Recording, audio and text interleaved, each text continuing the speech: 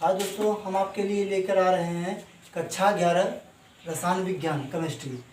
तो हम यहाँ पे लेकर आ रहे हैं क्या दोस्तों, जैसे कि हम पिछले वीडियो में पढ़ चुके हैं, हम यहाँ पे लेकर आ रहे हैं सीमांत अभिकर्मक। सीमांत अभिकर्मक अर्थात इसमें बोला जाता है कि सीमांत अभिकर्मक, इसके परिभाषा से ही, इसके नाम से ही आप समझ सकते हैं सीमांत अभिकर्मक।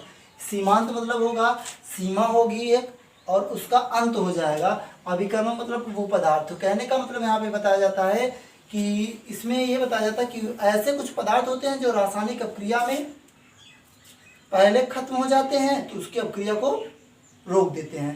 पहले खत्म होने पर उसकी अपक्रिया क्या होती है, रुक जाती है। तो दोस्तों जैसे अगर हम इसकी परिभाषा समझें तो हम यहाँ पे आराम समझ सकते हैं। जैसे बताया गया यहाँ पे किसी रासायनिक अपक्रिया में, कह रहा है किसी रासायनिक अपक्रिया में वे अभिकर्मक, अर्थात कुछ पदार्थ होते हैं तो अपक्रिया में वे अभिकर्मक जो पहले खत्म हो जाता है, जो पहले रासायनिक अपक्रिया के पूर्ण होने के पहले ही क्या होता है, वो खत्म हो जाता है, और जिसकी कमी से अपक्रिया रुक जाती है, अर्थात जिसकी कमी से अपक्रिया रुक जाती है उसे सीमांत अभिकर्मक कहते हैं। कहा जाता है कि सीमांत अभिकर्मक कहा जाता है। तो ठीक उसी प्रकार हम यहाँ पे समझेंगे। जैसे मान लीजिए कि घर में खाना बन रहा है, तो खाने में क्या है कि अगर गैस सिलेंडर लगाया गया है, तो इसमें क्या होगा कि खाना बनने से पहले ये ए और बी, खाना बनने से पहले जिसका गैस सिलेंडर या जिसके गैस सिलेंडर में गैस खत्म हो जाएगी वो रुक जाएगी, अर्थात खाना बनने की क्रिया क्या हो जाएगी, रुक जाएगी। तो हम यहाँ पे इस तरीके से समझ सकते हैं। ये तो समझाने के लिए हम बता रहे हैं अपने तरीके से, लेकिन यहाँ पे क्या है, किसी रासायनिक अपक्रिया में जब कोई रासायनिक अपक्रिया होती है तो उस टाइम उसमें बताया जा रहा है अपक्रिया में वे अभिकर्मक, अर्थात वे अभिकर्मक जो पहले खत्म हो जाते हैं, अपक्रिया के पूर्ण होने नहीं देते, अभिक्रिया को पूर्ण नहीं होने देते और पहले खत्म हो जाते हैं। और जब पहले खत्म हो जाते हैं तो दोस्तों तो उसकी रासायनिक गति जो होती है, रासायनिक क्रिया रुक जाती है, और जब रुक जाती है तो उसी को हम क्या कहते हैं, सीमांत अभिकर्मक। अर्थात उस पदार्थ को हम सीमांत अभिकर्मक करते हैं जिसके खत्म होने से अभिक्रिया क्या होती है, प्रभावित हो जाती है, रुक जाती है। तो दोस्तों हम यहाँ पे एग्जाम्पल के माध्यम से, न्यूमेरिकल के माध्यम से हम यहाँ पे समझेंगे कि सीमांत अभिकर्मक क्या है। हम एग्जाम्पल के माध्यम से हम समझते हैं सीमांत अभिकर्मक क्या है, सीमांत अभिकर्मक की पहचान करना।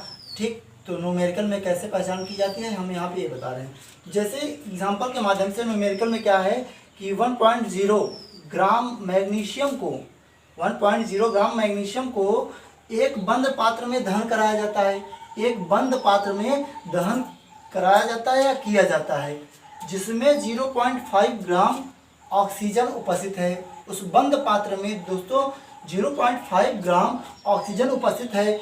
इसमें सीमांत अभिकर्मक बताइए या सीमांत अभिकर्मक पहचानिए। तो कहने का मतलब यहाँ पे दोस्तों कितने ग्राम कह रहा है, वहाँ पे 1.0, अर्थात 1 ग्राम मैग्नीशियम को, कितना, 1 ग्राम मैग्नीशियम को एक बंद पात्र में गर्म किया जाता है, दहन कराया जाता है, जलाया जाता है। ठीक, तो ये बंद पात्र में 1 ग्राम मैग्नीशियम को जलाया जाता है, जिसमें 0.5 ग्राम ऑक्सीजन उपस्थित रहता है। तो इसमें सीमांत अभिकर्मक बताइए। तो हम अभिक्रिया कराए हुए हैं वहाँ पे, जैसे बताया मैग्नीशियम बताया गया, मैग्नीशियम प्लस ऑक्सीजन O2, तो यहाँ पे क्या होगा, MgO। तो MgO यहाँ पे आप देख रहे हैं कि हाफ हमने क्यों लगाया, हाफ इसलिए लगा दिया यहाँ पे। कहने का मतलब है हाफ इसलिए लगा दिया है कि अगर देखा जाए तो यहाँ पे MgO अर्थात इनके परमाणु संख्या कितनी होनी चाहिए, 2 होनी चाहिए। तो बैलेंस करना, तो हमने यहाँ पे क्या किया, बैलेंस से ही किया गया, समीकरण को बैलेंस से ही हमने किया यहाँ पे। जैसे यहाँ पे Mg है अकेला, Mg अकेला, अब यहाँ पे ऑक्सीजन कितना था, 2 था। ठीक, और यहाँ पे अकेला था, तो यहाँ पे अकेला था, यहाँ पे 2 था, तो हम इसी को हाफ कर दिए, यानी हाफ अणु लगा दिए। तो हम अणुओं की संख्या को हाफ से दर्शा दीजिए, 1/2 से दर्शाया, तो ये क्या होगा कि मल्टीप्लाई होते समय में ये क्या हो जाएगा, कट जाएगा। तो इस तरीके से ये क्या हो जाएगा, 1 परमाणु हो जाएगा, इसके में भी 1 परमाणु है। तो हम यहाँ पे जैसे इसमें हम देख रहे हैं कि 2 प्रकार के द्रव्यमान होंगे, यानी एक प्रकार का मोलार मास होगा और एक प्रकार का क्या होगा, भार, जिसको द्रव्यमान कहेंगे। ठीक, तो कहने का मतलब है कि मोलार मास M1 और M2, M1 कितना है, M1 का मतलब हुआ कि मैग्नीशियम का परमाणु भार। तो मैग्नीशियम का परमाणु भार दोस्तों कितना होता है, 24, कितना होता है, 24। अब यहाँ पे अब बताया गया 24। अब यहाँ पे ऑक्सीजन का परमाणु भार, क्योंकि ये मैग्नीशियम का था और यहाँ पे क्या होगा, ये M2 क्या होगा आपका ऑक्सीजन का होगा। तो ऑक्सीजन का कितना होता है आप जानते हैं, यहाँ पे O2 लिखा है। तो O2 जब लिखा है तो यहाँ पे 16 गुणते कितना होता है 2, 32। अब 32 हो गया, गुणते यहाँ पे क्या हो जाएगा दोस्तों 2, तो यानी कि हाफ हो जाएगा। तो कहने का मतलब है ये आपका जानते हैं कि इससे क्या हो गया, ये कट गया। तो इस तरीके से दोस्तों यहाँ पे कितना आया 16, कितना आया 16। अब हम यहाँ पे दोस्तों देखते हैं यहाँ पे कि W1 का मान कहाँ है। तो W1 का मान यानी कि वेट, उसका भार कितना था, मैग्नीशियम का 1 ग्राम था। कितना था 1 ग्राम, या 1.0 कह सकते हैं, यहाँ पे 1.0 भी कह सकते हैं। और W2 जो है दोस्तों, वो W2 का जो मान है उसको हम मान लेते हैं क्या X, क्या मान लेते हैं X। इस तरीके से दोस्तों हम यहाँ पे W2 बटे W1 इक्वल M2 बटे M1, इसी पे हम क्या करते हैं, इनका पूरा मान रख देते हैं। तो दोस्तों हम यहाँ से क्या करते हैं, हम यहाँ से जो फार्मूला है, फार्मूले में जिसका मान निकालना रहता है उसको हम क्या करते हैं, अलग कर लेते हैं। तो हमने क्या किया यहाँ पे, अलग W2 को अलग करना है। W2 को अलग करेंगे तभी तो जाकर हो, W2 को इधर अकेला करेंगे और इधर जो भाग में है इसको कहाँ ले जाएंगे, इधर ले जाएंगे M2 के पास। तो ये M2 के पास जाएगा तो मल्टीप्लाई हो जाएगा। तो जब मल्टीप्लाई हो जाएगा तो हम यहाँ पे क्या किए हैं, वही W2 बराबर M2 into W1, M2 into W1 और बटे M1। तो हम इसी पे क्या करते हैं दोस्तों, मान रख देते हैं। हम पूरे इसी फार्मूले पे क्या करते हैं, मान रखते हैं। तो आइए देखते हैं दोस्तों, यहाँ पे क्या है, W2 बराबर M2 का मान कितना है दोस्तों, यहाँ पे 16 है। तो यहाँ पे क्या करेंगे 16। अब गुणते यहाँ पे W1 का मान कितना है दोस्तों, यहाँ पे 1.0 या ये 1 कह सकते हैं, अपान उसके बाद यहाँ पे M1 का मान कितना है दोस्तों, M1 का मान है 24। तो ये हो जाएगा दोस्तों 24।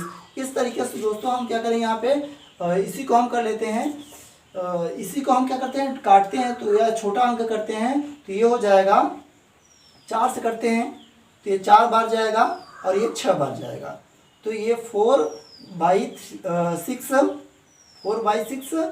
इंटू 1, तो ये क्या हो जाएगा 4/6। अब यहाँ पे क्या हो जाएगा दोस्तों, हम फिर इसको 2 से डिवाइड करते हैं, 2 से काटते हैं। तो ये हो जाएगा 2 और ये कितना हो जाएगा 3, क्योंकि 2 4 और 2 3 6। तो इस तरीके से दोस्तों ये कितना आ गया 2 यानी 2/3। तो हम इसको डिवाइड करेंगे, 3 से भाग देंगे तो ये क्या हो जाएगा 3 छंग 18। लेकिन ये क्या हो जाएगा दोस्तों, यहाँ पे कहने का मतलब यहाँ पे पहले तो 0 होगा, फिर दशमलव होगा, उसके बाद ये 20 होगा। तो जब 20 होगा तो 3 छंग 18, फिर उसके बाद कितना आएगा 2 बचेगा, फिर उसके बाद जाएगा 6। तो यानी 6 की बात चलता चला जाएगा। तो इसको अगर नहीं समझ में आया हो भाग यहाँ पे, तो आप करके देख सकते हैं कि 3 से भाग देंगे 2 में से दशमलव लगेगा, फिर यहाँ पे 0 बढ़ेगा, तो ये कितना हो जाएगा 20 हो जाएगा। तो 3 छंग 18, ये 6 आ गया आपका, फिर 2 बचेगा, फिर उसके बाद 3 से भाग देंगे तो 3 छंग 18 आएगा। अर्थात इस तरीके से दोस्तों यहाँ पे ये क्या हुआ, ये ऑक्सीजन का मान है, किसका है, ऑक्सीजन का, ऑक्सीजन। तो दोस्तों जैसा कि हम आपको बता रहे थे कि इसके मान में जो हमें इसका मान प्राप्त हुआ W2 का, तो W2 का मान कितना है यहाँ पे, वो 0.66, और जो ये मान है वो सीमांत अभिकर्मक है। अर्थात इससे यह स्पष्ट हो रहा है यहाँ पे कि जो ऑक्सीजन उपस्थिति थी, यहाँ पे ऑक्सीजन की उपस्थिति कितनी थी 0.5 ग्राम थी, ठीक। और यहाँ पे जो है वो दोस्तों कितना है 0.66 यानी 66 क्या है ग्राम है। तो ठीक हो दोस्तों, यहाँ पे यही हम समझ रहे हैं कि इसका मान क्या है, ज़्यादा है और इसका मान कम है। तो कहने का मतलब है कि यहाँ पे सीमांत जो अभिकर्मक था वो कितना होना चाहिए 0.66 होना चाहिए, अर्थात इतना होना चाहिए। तो दोस्तों हमने यहाँ पे एग्जाम्पल के माध्यम से सीमांत अभिकर्मक को समझा।